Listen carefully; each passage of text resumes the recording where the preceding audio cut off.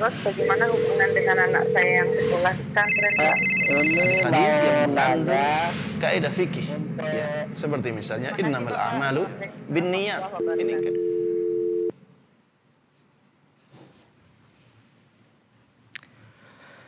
Bismillahirrahmanirrahim. Assalamualaikum warahmatullahi wabarakatuh.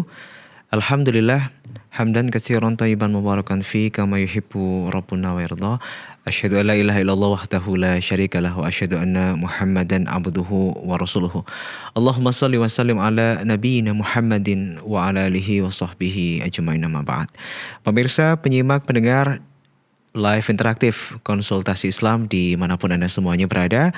Selamat berjumpa kembali di program live interaktif Fatwa TV. Dan kali ini kita hadir di ruang dengar Anda kurang lebih selama 1 jam ke depan. Kita akan membahas berkaitan dengan konsultasi Islam bersama guru kita Ustadz Dr. Musyafa Adarin MA, yang merupakan salah seorang dosen di kampus STD Imam Syafi'i Jember. Malam hari ini seperti biasa kita akan ajak Anda untuk bisa berinteraksi langsung bersama Ustadz di line telepon kami kode area Kota Jember, jangan lupa 033154460087. Bagi Anda pemirsa juga kami berikan kesempatan untuk mengakses website kami untuk mengirimkan pertanyaan secara tertulis ya di www.dewanfatwa.com, atau juga bisa kunjungi website kami di www.fatwatv.id. Dan malam hari ini sudah bersama kami di studio Fatwa TV Jember. Pemateri kita ada Ustadz Dr. Musyafa. Dan ini kita sapa beliau terlebih dahulu. Assalamualaikum Ustadz. Waalaikumsalam. Masya Allah. Gimana kabarnya Ustadz? Alhamdulillah sehat Ustadz ya, Masya Allah. Habis hujan Ustadz? Panas, dingin. Kondisi kesehatan apakah terpengaruhi Ustadz?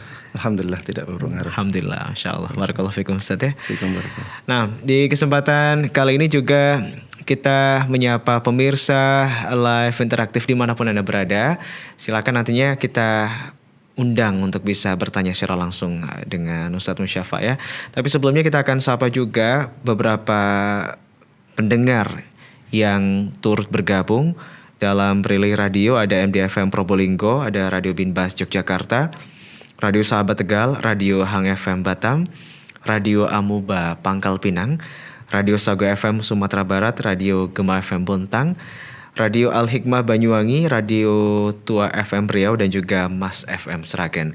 Sudah ada beberapa pertanyaan yang masuk di website kami, tapi sebelumnya kita akan ikuti satu nasihat membuka yang akan disampaikan oleh Ustadz Musyafa. Tafadhol Ustadz. Bismillahirrahmanirrahim. Alhamdulillahirabbil alamin, wassalatu wassalamu ala asyrafil anbiya'i wa sayyidil mursalin, nabiyina Muhammadin wa ala alihi wa sahbihi wa man tabi'ahum bi ihsanin ila yaumiddin. Para jemaah sekalian, kaum muslimin dan kaum muslimat rahimana wa rahimakumullah.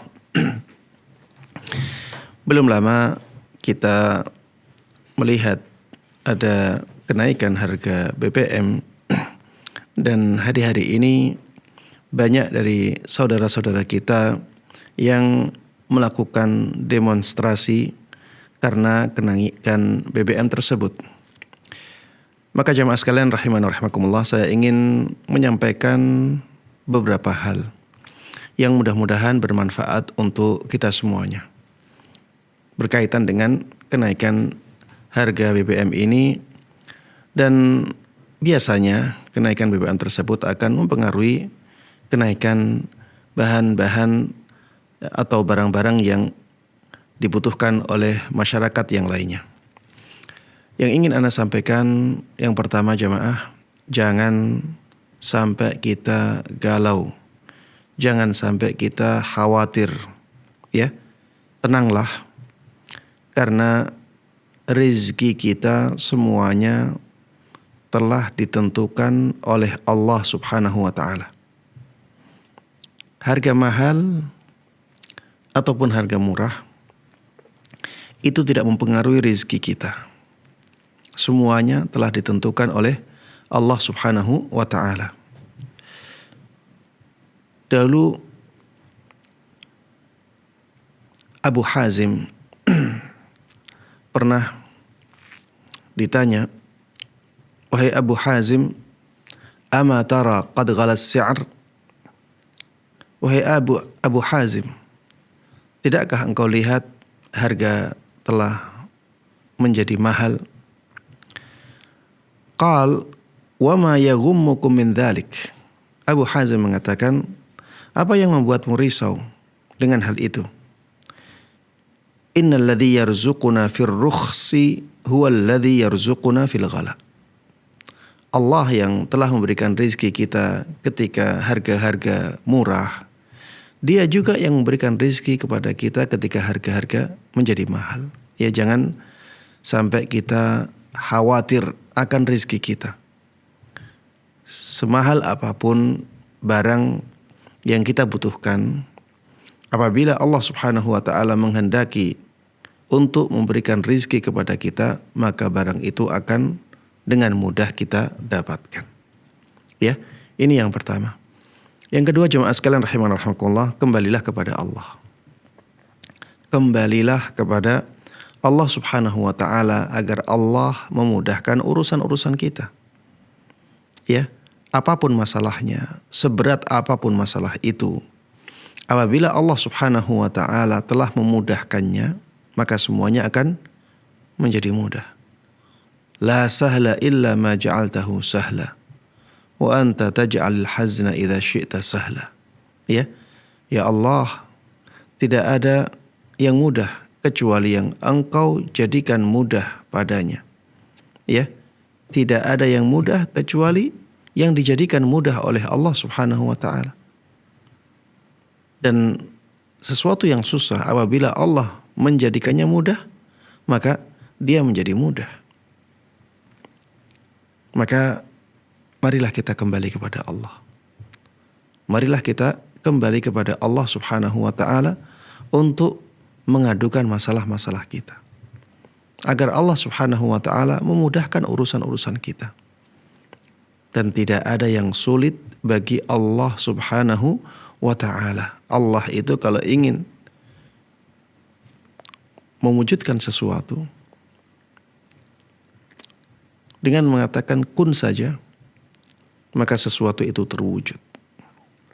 Ya, tidak ada yang sulit bagi Allah Subhanahu wa ta'ala. Kemudian yang ketiga, ingatlah bahwa semua ini tidak terlepas dari kehendak Allah. Ya, adanya kenaikan harga dari barang-barang yang sangat kita butuhkan, ini semuanya adalah kehendak Allah Subhanahu wa ta'ala. Dan pasti ada hikmahnya. Pasti ada hikmah di balik kejadian-kejadian ini. Sehingga tidak pantas bagi seorang yang beriman untuk mencela keadaan ini. Ya, jalani dengan baik, jalani dengan ridha, jalani dengan hati yang lapang. Dan pasti nanti kita akan mendapatkan hikmah-hikmah yang besar dari keadaan ini. Kemudian yang keempat, ingatlah pada setiap kesulitan pasti dibarengi dengan kemudahan. Ya, kalau misalnya kita merasa kenaikan ini sangat memberatkan kita, maka ingatlah di sana juga ada kemudahan-kemudahan. Kita menjadi mudah untuk menaikkan barang-barang yang kita jual. Kita tidak ada kesulitan di situ. Kalau kita menjual sesuatu, kita bisa menaikkannya, menaikkan harganya karena ada kenaikan harga dari barang-barang yang kita butuhkan. Kalau tidak ada kenaikan itu, kita akan sulit menaikkan harga barang yang kita jual. Tapi ketika ada kenaikan itu, maka kita menjadi mudah untuk menaikkan barang-barang yang sedang kita jual. Ya, intinya setiap kesulitan pasti akan dibarengi oleh kemudahan. Allah Subhanahu wa taala telah menegaskan hal ini, inna ma'al usri yusra. Ya, fa inna ma'al usri yusra, inna ma'al usri yusra.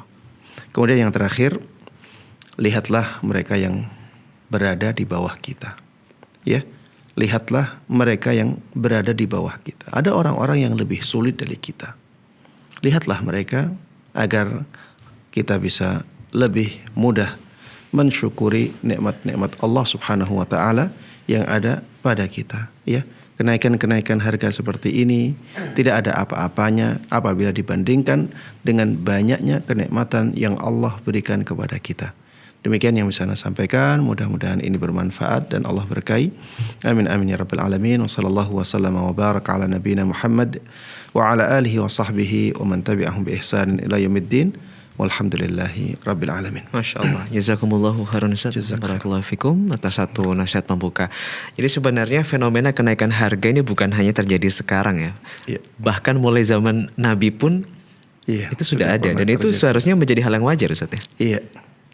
Bahkan kalau kita lihat bagaimana 30 tahun yang lalu harga itu murah sekali.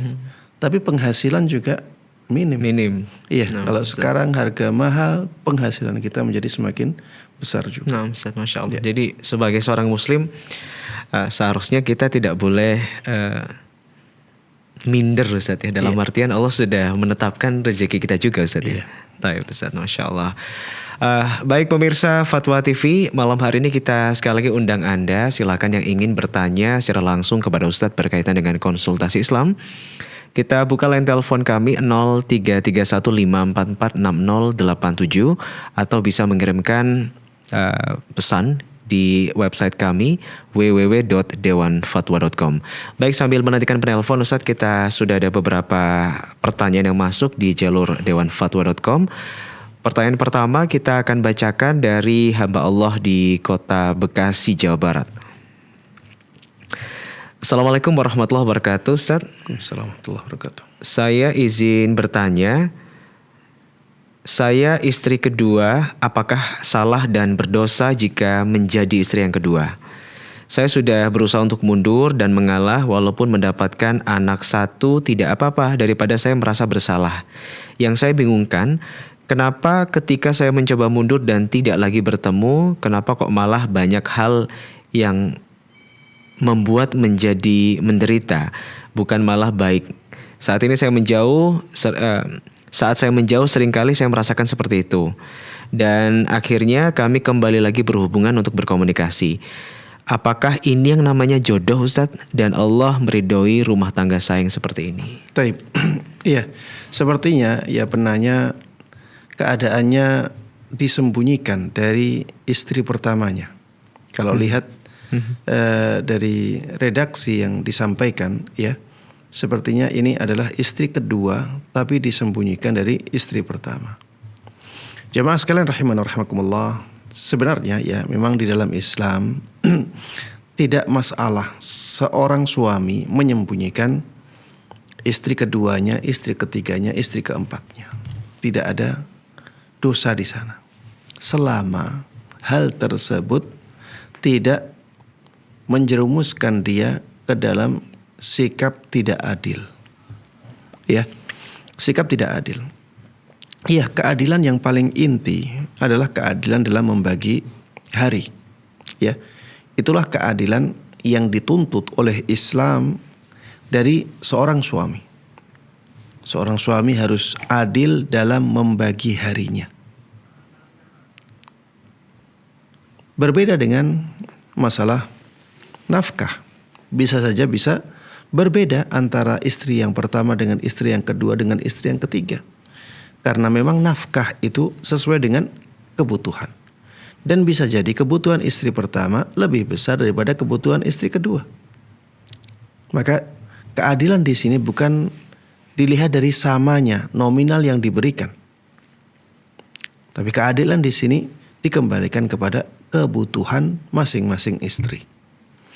Begitu pula dengan kasih sayang. Ya, kasih sayang ini ya tidak ada kewajiban untuk adil. Karena memang kasih sayang ini tidak bisa dikontrol oleh seseorang. Ya. Kalau misalnya istri pertama lebih cantik, istri kedua tidak lebih cantik, ya tentunya seorang suami akan lebih cinta kepada istri pertamanya daripada istri keduanya. Atau misalnya ya istri yang kedua lebih cantik dan lebih menghormati suaminya, lebih baik akhlaknya, maka tentunya ya seorang suami secara nalurinya, secara normal, secara tabiatnya akan lebih mencintai istri kedua daripada istri pertama. Dan begitu seterusnya ya. Dalam masalah cinta, Islam tidak membebani seorang suami untuk adil atau sama dalam mencintai istrinya. Karena itu memang tidak mungkin bisa dilakukan oleh seorang suami. Kalau ini diwajibkan, maka nantinya masuk dalam kategori taklif ma la yutaq. Ya. Taklif ma la yutaq itu pembebanan terhadap seorang hamba dengan sesuatu yang tidak dia mampu. Ya. Sulit dan dekat kepada kemustahilan. Ya, seorang bisa mencintai dua orang yang berbeda dengan cinta yang sama. Ini sangat sulit sekali. Ya, intinya menjadi istri kedua, istri ketiga, istri keempat. Walaupun disembunyikan itu tidak merupakan kemaksiatan. Itu bukan dosa. Ya, itu bukan dosa. Seorang suami juga boleh melakukan itu. Dengan catatan tadi, selama itu tidak menjerumuskan seorang suami ke dalam tindakan tidak adil kepada istrinya. Kalau hal tersebut menjadikan suami tidak adil dalam memperlakukan istrinya, maka ya dia berdosa. Suaminya yang berdosa, bukan istrinya. Ya, suaminya yang berdosa, bukan istrinya.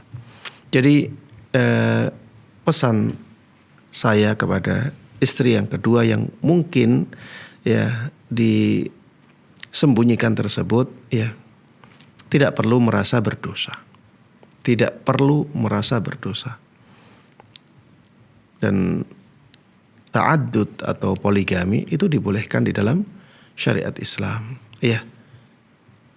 Kemudian tidak perlu ya meminta untuk mundur, ya. Tidak perlu sikap yang seperti itu. Ya, jalani dengan baik, ya. Mudah-mudahan nantinya hubungan menjadi lebih kuat dan lebih baik, bahkan bisa menjalin hubungan yang baik antara dirinya dengan istri yang lainnya. Demikian, wallahu ta'ala a'lam. Kemudian juga apakah tidak ada keharusan Ustaz bagi seorang istri kedua untuk paling tidak bertegur sapa atau saling mengenal dengan istri pertama? Kalau dikatakan wajib, ya tidak ada kewajiban untuk itu, ya. Tidak ada kewajiban untuk itu. Dan ada beberapa cerita ya dari dahulu, dari orang-orang terdahulu yang mereka memang benar-benar menyembunyikan istri keduanya. Masya Allah. Sampai meninggal. Ketahuan baru setelah meninggalnya. Masya Allah. Dan tidak ada hubungan antara istri pertama dengan istri kedua dengan istri ketiga. Jadi bukan kewajiban Ustaz ya? Tidak sampai derajat kewajiban. Baik, Ustaz.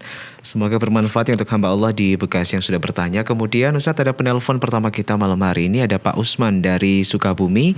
Fatwa TV, Assalamualaikum.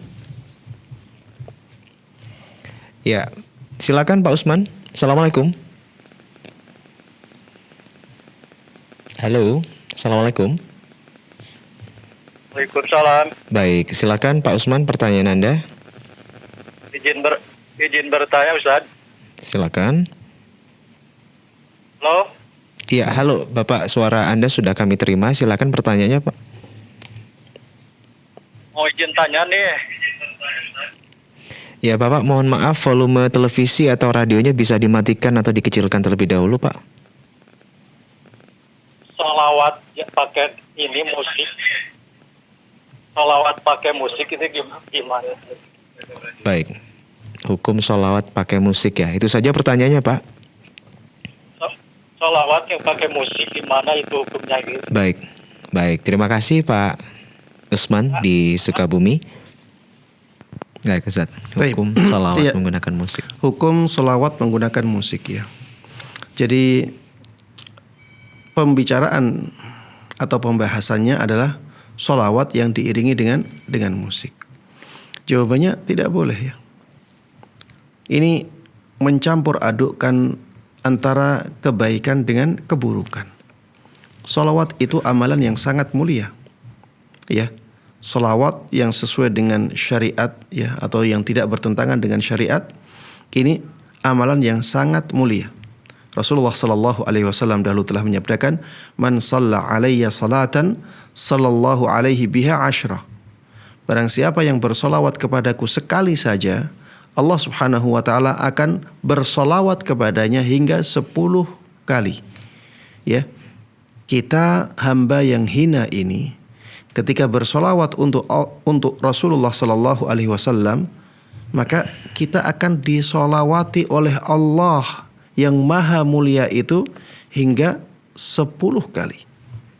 Ini keutamaan yang sangat luar biasa bagi mereka yang bersolawat untuk Rasulullah Sallallahu Alaihi Wasallam. Tapi apabila amalan yang mulia ini dicampur dengan keburukan, yaitu alat musik, ya, maka menjadi tidak boleh.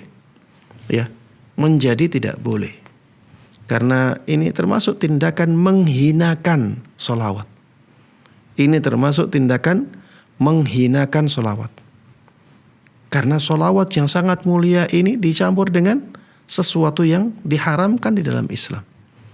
Rasulullah Sallallahu Alaihi Wasallam tentang alat musik mengatakan, la ya'tiyanna aqwamun min ummati yastahilluna al-hira wal harira wal khamra wal ma'azif. Ya, la yakunanna min ummati aqwamun yastahilluna al-hira wal harira wal khamra wal ma'azif. Akan benar-benar ada dari umatku ini banyak kaum yang mereka menghalalkan perzinaan. Mereka menghalalkan sutra bagi kaum laki-laki. Dan mereka menghalalkan khamar, sesuatu yang memabukkan, dan juga alat-alat musik. Dikatakan alat-alat musik di paling akhir. Dan sebelumnya disebutkan khamar. Sebelumnya disebutkan sutra bagi laki-laki. Disebutkan juga perzinaan. Dan kita tahu perzinaan itu diharamkan. Khamar diharamkan. Sutra bagi laki-laki diharamkan. Maka alat musik juga hukumnya demikian. Dan semua ini nantinya akan ada orang-orang yang menghalalkannya. Maka tidak boleh sama sekali kita mencampur adukkan antara yang baik dengan yang buruk. Coba bayangkan jamaah sekalian rahimana wa rahimakumullah, kalau ada daging sapi yang dicampur dengan daging babi. Bagaimana hukumnya? Campur adukkan. Boleh kita makan? Tidak boleh. Coba bayangkan jamaah sekalian rahimana wa rahimakumullah, apabila ada para kiai atau para habaib atau para ustadz yang mulia, mereka orang-orang yang mulia, dicampur, ya, ada undangan, dicampur di dalam sebuah ruangan dengan para pezina, para berandal, para pemabuk, dicampur. Jadi tidak dibedakan sama sekali. Apakah ini merupakan sesuatu yang baik? Tentunya ini bukan sesuatu yang baik, ya. Ini penghinaan. Maka ya jangan sampai kita melakukan yang demikian, ya. Walaupun namanya solawat, tapi kalau caranya seperti itu tentunya tidak dibolehkan. Jamaah, coba bayangkan apabila ada orang membaca Al-Quran dengan cara joget-jogetan, ada musik-musikannya. Kita terima jamaah? Kita tidak terima. Ini juga termasuk di antara bukti bahwa alat musik itu diharamkan. Alat musik itu bukan sesuatu yang baik. Alat musik itu keburukan. Makanya kita tidak rela apabila musik dicampur dengan bacaan ayat-ayat Quran. Karena memang, ya, bacaan ayat-ayat Quran itu firman Allah Subhanahu wa taala yang sangat mulia, ya, dan alat musik itu dihinakan di dalam Islam, ya. Dianggap sebagai sesuatu yang diharamkan. Dan ini tidak bisa dicampur adukkan. Wallahu taala a'lam. Baik Ustaz, jazakumullahu khairan. Terima kasih atas jawabannya, semoga bermanfaat ya untuk Pak Usman di Sukabumi yang sudah bertanya tadi. Kemudian ada penelpon kedua malam hari ini Ustaz, sudah tersambung, ada Pak Kaden dari Cianjur. Fatwa TV, Assalamualaikum. Waalaikumsalam warahmatullahi wabarakatuh. Baik, ahlan wa sahlan. Silakan Pak Kaden pertanyaannya. Ya barakallahu fiikum Ustaz. Fiikum barakallah. Izin bertanya, ini saya kan jadi masih ada tentang dikir setelah sholat fardu Ustaz. Ya ada hal yang baru saya ketahui Ustaz. Jadi mohon diajarkan bagaimana redaksi dikir setelah sholat fardu secara umum, khusus juga untuk salat maghrib dan salat subuh Ustaz, dari awal sampai akhir. Soalnya saya kan tunanetra Ustaz, jadi gak bisa baca, mohon bimbing, nanti saya rekam Ustaz gitu Ustaz. Masya Allah. Baik. Itu saja Pak Kaden pertanyaannya. Dan mohon dijelaskan nanti kalau misalkan ada yang 3 kali, yang 1 kali itu mohon dijelaskan ya hitungannya Ustaz. Termasuk jumlahnya ya. Baik. Ustaz, jazakumullah khair. Jazakum khairah. Ya, Masya Allah. Masya Allah. Alhamdulillah ya, kita diberikan kenikmatan penglihatan ya. Di sana banyak dari saudara-saudara kita yang tidak diberikan oleh Allah Subhanahu wa taala nikmat penglihatan ini. Dan dengan nikmat penglihatan ini kita bisa membaca sendiri hadis-hadis Nabi Muhammad sallallahu alaihi wasallam. Tidak seperti orang yang diambil nikmat penglihatan ini darinya. Tapi jemaah sekalian rahimana rahimakumullah, ketika Allah menghilangkan nikmat ini, Allah juga memberikan kenikmatan yang sangat besar bagi mereka yang buta ya, bahwa bagi mereka yang buta dan mereka rela dengan keadaan tersebut, maka akan dibalas surga oleh Allah Subhanahu wa taala. Taib. Tentang bacaan wirid ya, setiap selesai sholat ini banyak sekali macamnya. Ya, banyak sekali macamnya. Dan yang penting ya, riwayat-riwayat tersebut adalah riwayat-riwayat yang sahih. Ya, riwayat-riwayat yang sahih. Tidak boleh kita menjalankan riwayat-riwayat yang lemah dalam masalah ibadah kepada Allah Subhanahu wa taala, di antaranya wirid setelah sholat fardu. Yang ingin Ana sampaikan di sini adalah wirid-wirid yang biasa saya baca, ya. Dan insya Allah itu sudah cukup ya, dan ringan sehingga akan mudah untuk kita rutinkan. Karena Rasulullah Shallallahu Alaihi Wasallam dahulu telah bersabda, "Ahabbul a'mali ilallahi adwamuha wa inqal." Amalan yang paling dicintai oleh Allah Subhanahu wa taala adalah amalan yang paling berkesinambungan, yang paling dirutinkan, walaupun amalan itu sedikit. Ya, saya sampaikan yang pertama adalah bacaan astaghfirullah. Ini sebanyak 3 kali. Astaghfirullah, astaghfirullah, astaghfirullah. Ya, ini yang pertama, istighfar. Bacaannya astaghfirullah ya. Astaghfirullah, astaghfirullah, astaghfirullah. Kemudian yang kedua, Allahumma antas salam wa minkas salam wa hayyina rabbana bis salam. Wa hayyina rabbana bis salam.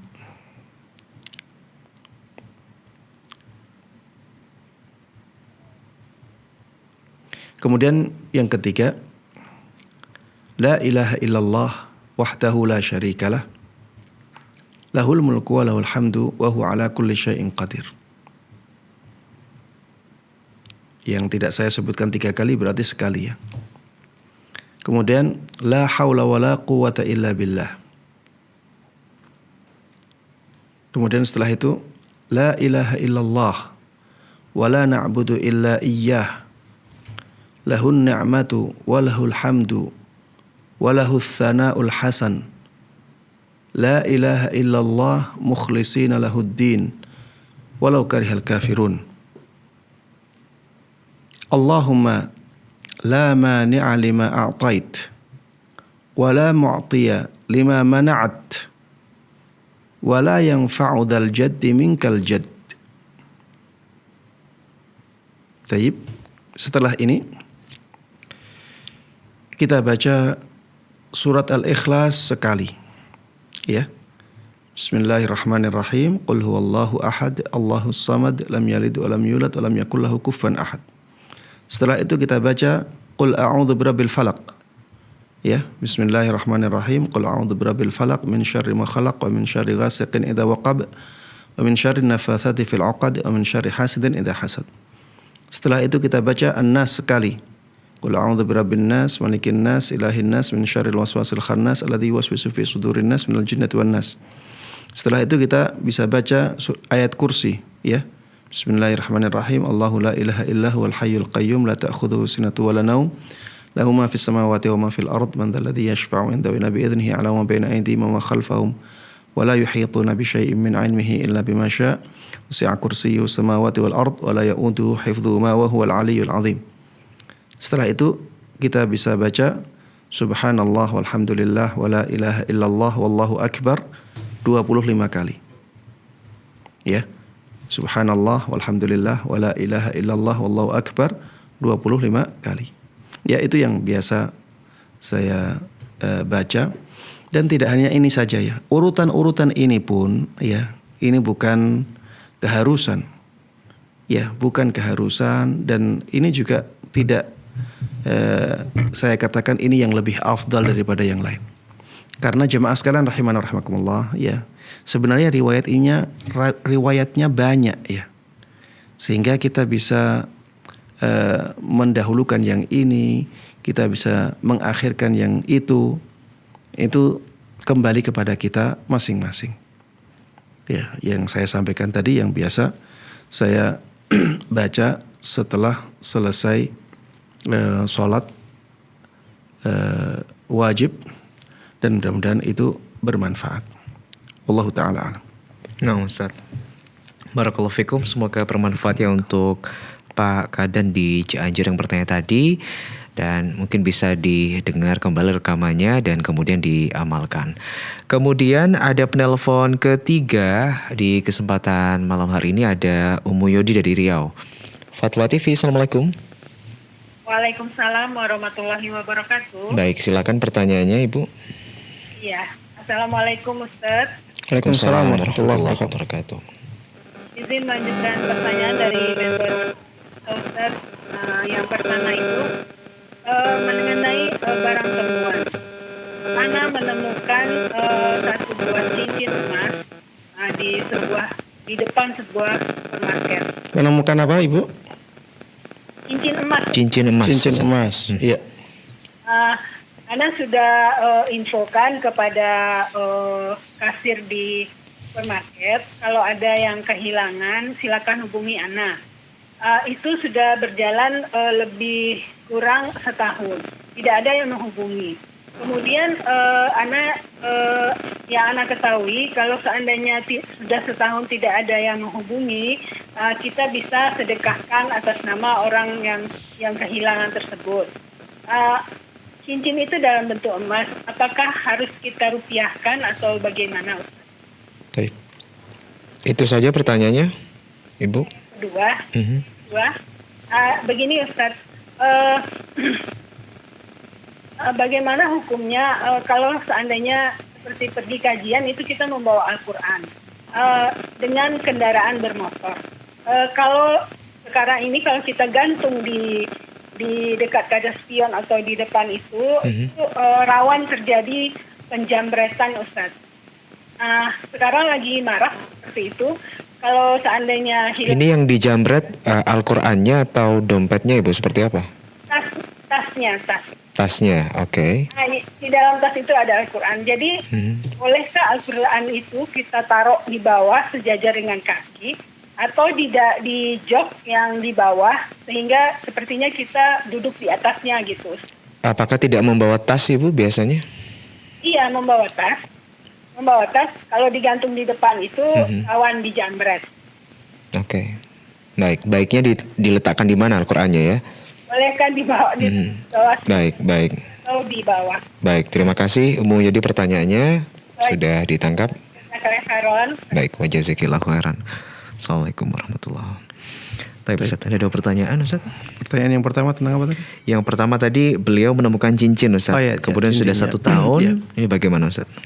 Ya, jemaah sekalian rahimana rahimakumullah, di antara hukum luqatah atau barang temuan, barang siapa yang menemukan barang temuan ini, apabila memang barangnya berharga, maka dia berkewajiban untuk mengumumkan barang hilang itu.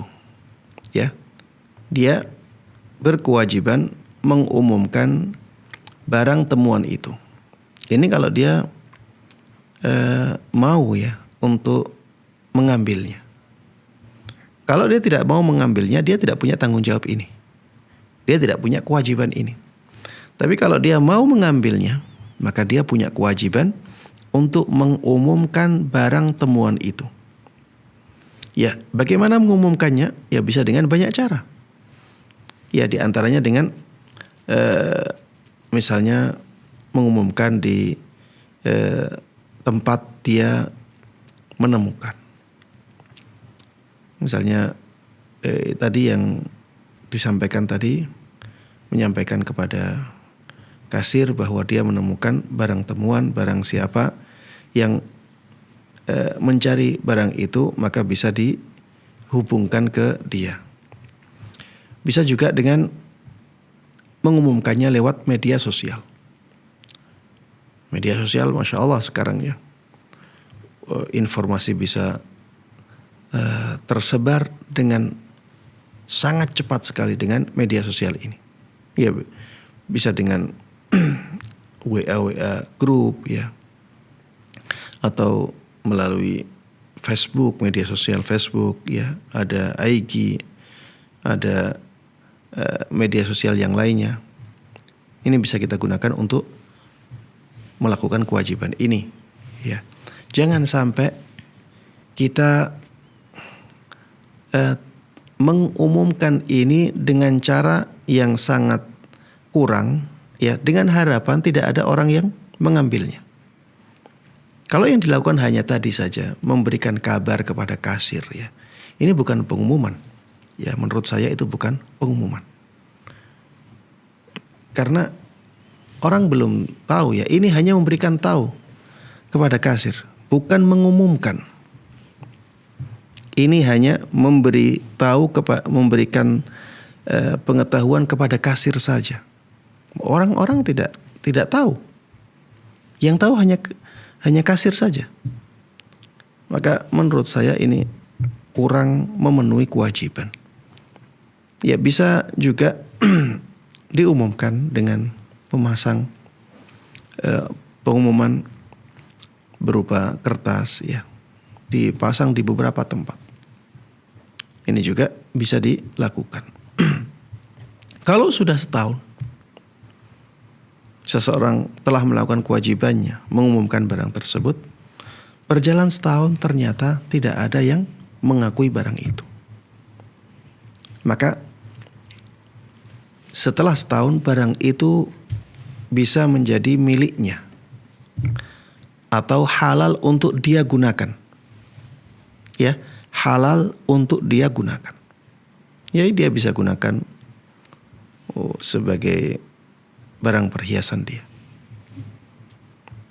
Nanti kalau misalnya ada pemiliknya dan pemiliknya memintanya, maka dia berkewajiban untuk mengembalikan kepada pemiliknya. Tapi kalau tidak ada, ya, maka itu seperti barang miliknya. Nanti kalau misalnya dia meninggal, bisa diwariskan. Ya, jadi tidak ada kewajiban untuk menyedekahkan atas nama pemilik. Tidak ada kewajiban untuk menyedekahkannya atas nama pemilik.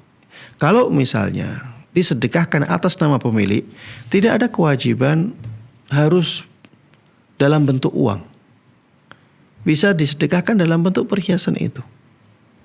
Bisa disedekahkan dalam bentuk uang. Dijual dulu, kemudian uangnya disedekahkan atas nama pemiliknya. Kalau ternyata nanti pemiliknya datang dan dia tidak rela dengan penjualan itu, maka orang yang menemukan diwajibkan untuk menggantinya. Ya, demikian wallahu taala alam. Nah, Ustaz. Kemudian pertanyaan yang kedua tentang berkaitan dengan posisi peletakan Al-Qur'an, Ustaz. Apakah boleh di peletakan bawah atau di dalam jok? Kalau misalnya seseorang membawa barang bawaan ya, dan di dalamnya ada Al-Qur'an, maka dia harus memuliakan barang bawaan tersebut. Ya. Jangan sampai Al-Qur'an diletakkan di tempat-tempat yang misalnya sejajar dengan kakinya ya, ketika naik kendaraan jangan meletakkan Al-Qur'an di bawah ya. Letakkan Al-Qur'an di atas. Misalnya di setang. Ini lebih baik ya. Diatur bagaimana agar tidak terganggu dengan Al-Qur'an tersebut. Kita bisa mengaturnya. Ustadz, kita bawa tas dan tasnya kita taruh di bawah jok. Kita katakan tidak boleh membawa Al-Quran di tas tersebut. Silahkan letakkan tas di bawah jok, tapi Al-Quran jangan diletakkan di situ. Ya, karena Al-Quran itu harus kita muliakan. Ya, Al-Quran itu termasuk syiar Islam yang harusnya kita hormati. Jangan ditaruh di bawah jok ya. Nantinya akhirnya pantat kita lebih tinggi daripada Al-Qur'annya. Tentunya ini sesuatu yang sangat tidak pantas sekali. Ya, kalau misalnya kita naruh tas kita di bawah jok ya sendirikan Al-Qur'an berarti. Bawa kresek, tempat khusus untuk Al-Qur'an. Atau bawa tas khusus untuk Al-Qur'annya. Nanti Al-Qur'annya ditaruh di bagian stang depan misalnya. Ya. Demikian, wallahu ta'ala alam. Baik Ustaz, Masya Allah, semoga bermanfaat untuk Umu Yodi di Riau yang bertanya tadi. Kemudian masih ada waktu, silakan bagi Anda pemirsa dan juga pendengar yang ingin bertanya. Dan kali ini ada yang kembali tersambung bersama kami di line telepon Ustaz dari Ummu Zahra. Fatwa TV, Assalamualaikum. Waalaikumsalam warahmatullahi wabarakatuh. Baik, silakan Ummu Zahra pertanyaannya. Assalamualaikum warahmatullahi wabarakatuh. Waalaikumsalam warahmatullahi wabarakatuh. Ini Ustaz terkait dengan tata cara berpakaian perempuan di dalam sholat, Ustaz. Apakah pakaian itu harus jelas tetap menutupi seluruh badan? Tapi ada kemarin saya dengar itu katanya harus harus bagian dagu itu yang belah bawahnya itu harus tertutup, Ustaz. Jadi saya minta nasihatnya dari Ustaz bagaimana tata berpakaian itu yang syar'i, Ustaz. Terus yang kedua, masalah sholat dalam perjalanan, Ustaz. Ketika kita melakukan perjalanan pas masuk sebelum waktu maghrib kita sudah berangkat, kita naik bus ini, Ustaz, dan perjalanannya semalam suntuk. Jadi apakah karena tidak ada tempat berhentian bus, kita langsung melaksanakan sholat di dalam bus itu, Ustaz, dengan karena tadi sebelum berangkat kita sudah berwudu dan kita melakukan sholat langsung di dalam bus itu, Ustaz. Apakah seperti hal ini dibenarkan? Baik. Artinya, Assalamualaikum warahmatullahi wabarakatuh. Waalaikumsalam warahmatullahi wabarakatuh. Fadal Ustaz. Baik, yang pertama tentang masalah dagu ya. Ya, dagu terutama yang bagian bawah ya. Memang kebanyakan kaum muslimat ya, terutama di negara kita tidak menutupnya. Ya. Kebanyakan kaum muslimat terutama di negara kita tidak menutupnya. Kalau kita melihat ya lebih hati-hatinya, maka lebih hati-hatinya ditutup. Ya, lebih hati-hatinya ditutup. Karena ada pendapat yang mengatakan bahwa yang berada di bawah dagu itu termasuk aurat yang harus ditutup. Memang ada pendapat itu.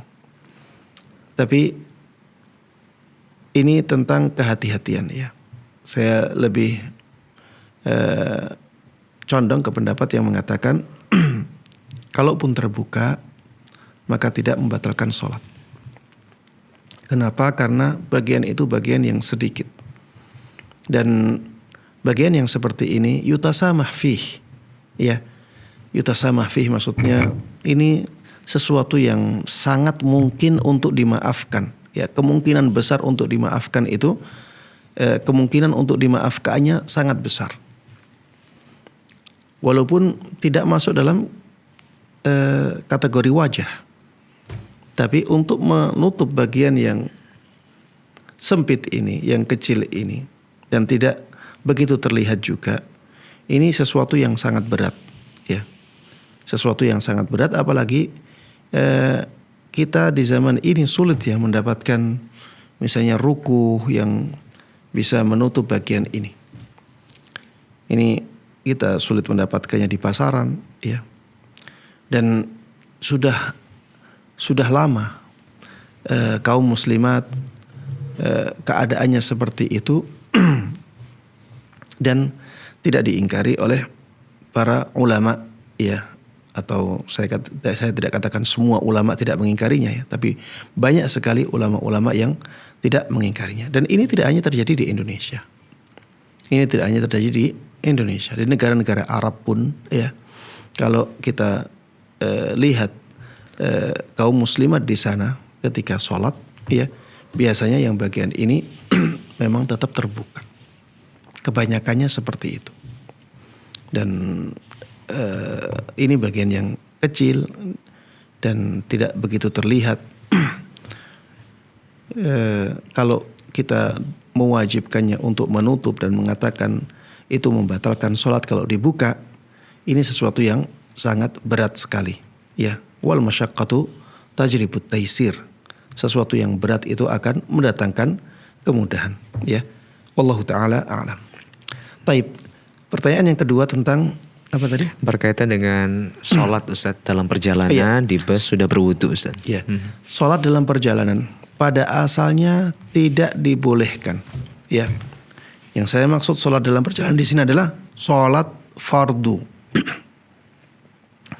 Kita tidak boleh melakukan sholat fardu di atas kendaraan. Ya, ini hukum asal. Selama kita bisa sholat fardu di bawah, maka kita berkewajiban untuk melakukan sholat fardu di bawah kendaraan. Maksudnya ketika turun, ya. Ketika turun. Kalau misalnya kita tidak bisa turun, maka kita harus sholat di atas kendaraan dalam keadaan berdiri, seperti kita sholat di bawah, ya, ketika sedang turun. Dan ini berat. Ya. Kalau tidak bisa, baru kita sholat di tempat duduk kita. Tapi yang ditanyakan tadi, kita tidak bisa turun Ustadz. Saya rasa ini sesuatu yang jarang terjadi. Biasanya bis kalau berangkat sebelum maghrib itu biasanya ada waktu turun untuk makan, untuk istirahat supirnya. Biasanya seperti itu. Dan saya yakin juga kalau misalnya kita meminta kepada supir untuk berhenti di masjid, itu sangat dimungkinkan. Ya, sangat dimungkinkan. Dan itu terjadi ya. Saya sering naik bis. Dan biasanya bis kalau berangkatnya malam, ya berangkatnya misalnya sore, malam dalam perjalanan, itu ada waktu untuk turun. Waktu untuk turun, makan-makan. Ya, karena bis-bis itu biasanya ada kerjasama dengan rumah makan. Agar rumah makannya juga laris. Makanya mereka turun di rumah makan tertentu. Dan itu bisa kita gunakan untuk sholat. Waktu itu bisa kita gunakan untuk sholat. Dan supir juga membutuhkan istirahat. Ya, kalau misalnya sampai 6 jam, 7 jam, dia akan mencari tempat untuk istirahat. Ya, itu juga bisa kita gunakan untuk sholat di bawah. Supir juga bisa kita minta untuk berhenti, sekedar sholat. Ya, saya juga pernah meminta supir untuk berhenti dan berhenti. Kita mau sholat subuh, dia bisa berhenti. Jadi jangan kita tidak berusaha untuk sholat di bawah, kemudian setelah itu kita katakan kita tidak bisa sholat di bawah. Ya, berusaha dulu. Baru kalau memang tidak bisa, ya kita sholat di atas kendaraan karena keadaan darurat. Kalau tidak sholat, kita keluar dari waktu sholat tanpa melakukan kewajiban sholat kita. Ya, kalau pesawat saya terima ya, tidak bisa berhenti untuk sholat. Iya benar kalau pesawat. Tapi kalau bis, ya kemungkinan untuk bisa berhenti itu sangat besar sekali. Kalau kereta iya sulit untuk kita suruh berhenti kereta. Tapi di kereta itu biasanya ada tempat untuk sholat, gerbong-gerbong untuk sholat itu biasanya ada. Kalau tidak ada pun ya kita boleh sholat di atas kereta sesuai dengan kemudahan yang Allah berikan kepada kita. Ya, Intinya jamaah sekalian rahimana rahimakumullah, pada asalnya sholat wajib itu tidak boleh di atas kendaraan. Baru boleh di atas kendaraan apabila keadaannya darurat. Darurat dalam artian kalau kita tidak sholat di atas kendaraan nanti waktunya habis dan kita tidak melakukan sholat di waktunya. Ya, baru ketika itu kita diberikan keringanan untuk sholat di atas kendaraan dan itu sesuai dengan keadaan kita masing-masing. Kalau kita bisa berdiri, kita wajib berdiri. Kalau kita bisa menghadap kiblat, wajib menghadap kiblat. Kalau tidak bisa berdiri, tidak bisa menghadap kiblat, ya kita sholat sesuai dengan kemudahan yang Allah berikan kepada kita. Fattaqullaha mastata'tum. Bertakwalah kalian kepada Allah Subhanahu wa taala sesuai dengan kemampuan kalian. Demikian wallahu taala alam. Nah, Ustaz. Jazakumullahu khairan Ustaz, itu jadi pertanyaan terakhir sekaligus juga menjadi penutup bagi perjumpaan kita untuk live interaktif konsultasi Islam. Terima kasih sekali Ustaz. Barakallahu fikum. Dan kita juga sampaikan terima kasih bagi seluruh pemirsa, penyimak dan pendengar live interaktif malam hari ini telah bergabung bersama kami, dan jangan lewatkan program-program live interaktif lainnya dari hari Senin sampai dengan hari Jumat di waktu yang telah dijadwalkan. Informasi-informasi berkaitan dengan Dewan Fatwa dan juga Fatwa TV, silakan Anda bisa akses dengan mudah di www.dewanfatwa.com atau juga di fatwatv.id. Dan jangan lupa juga untuk follow akun-akun sosial media kami di Facebook, Telegram, Instagram, dan juga official YouTube channel. Kita yang bertugas mohon pamit undur diri, mohon maaf jika ada kekhilafan. Sampai bertemu kembali insyaallah di live interaktif berikutnya. Wassalamualaikum warahmatullahi wabarakatuh.